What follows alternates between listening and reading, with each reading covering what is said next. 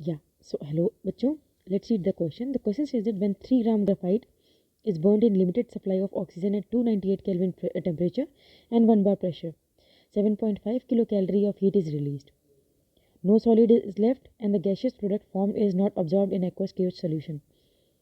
इसमें बोला है कि 3 ग्राम ग्रेफाइट जब बर्न किया गया है, ऑक्सीजन की सप्लाई लिमिटेड रखी है, टेम्परेचर 298 केल्विन है, प्रेशर 1 बार है, तो 7.5 किलो कैलोरी हीट रिलीज़ हुई है. इस केस में कोई सॉलिड लेफ्ट नहीं, मतलब कुछ भी बचा नहीं है, और जो गैसियस प्रोडक्ट बने हैं वो KOH सोल्यूशन में, एक्वस KOH सोल्यूशन में अब्जॉर्ब नहीं हुए हैं. फिर कहता है कि when 4 gram graphite is burn in excess supply of oxygen at 298 kelvin temperature and 1 bar pressure, 32 kilo calorie heat is release.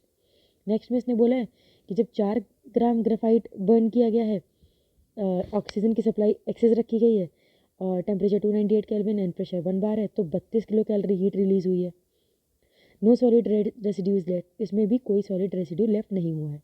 The gaseous product form is absorb completely in aqueous KOH solution. इस बार जो gaseous solution product बना है वो completely absorb हो गया है.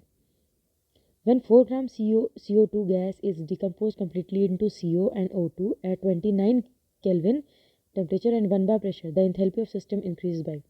फिर लास्ट में इसने पूछा है कि अगर 4 ग्राम CO2 हम डिकम्पोज करेंगे CO और O2 में, टेम्परेचर 29 केल्विन है और प्रेशर 1 बार है, तब इंथैल्पी कितनी बढ़ेगी.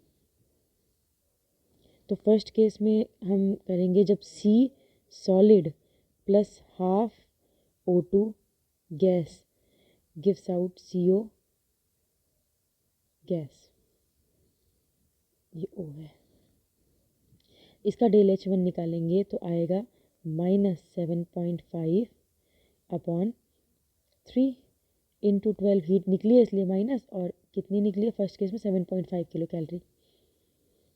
इसको सॉल्व करेंगे तो आएगा -30 किलो कैलोरी पर मोल. तो फर्स्ट केस में जो हीट निकली है वो है इतनी, -30 किलो कैलोरी पर मोल. सेकेंड केस में हम जब लिखेंगे तो C सॉलिड प्लस हाफ नहीं होगा, O2 गिव्स आउट, ये गैशियस है, गिव्स आउट CO2 गैशियस.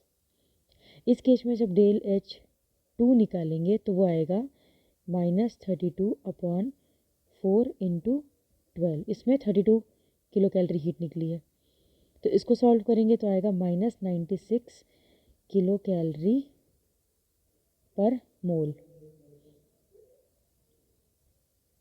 तो सेकेंड केस में निकलेगी -96 किलो कैलोरी पर मोल की हीट. अब उसके बाद एंथैल्पी चेंज होगा. थर्ड केस जब निकालेंगे तो CO2 gaseous gives CO plus half O2, ये दोनों गैशियस हैं. जब इसकी एंथैल्पी चेंज निकालेंगे तो del H is equals to del H1 plus minus del H2, तो -30 माइनस -96, तो आएगी +66 किलो कैलोरी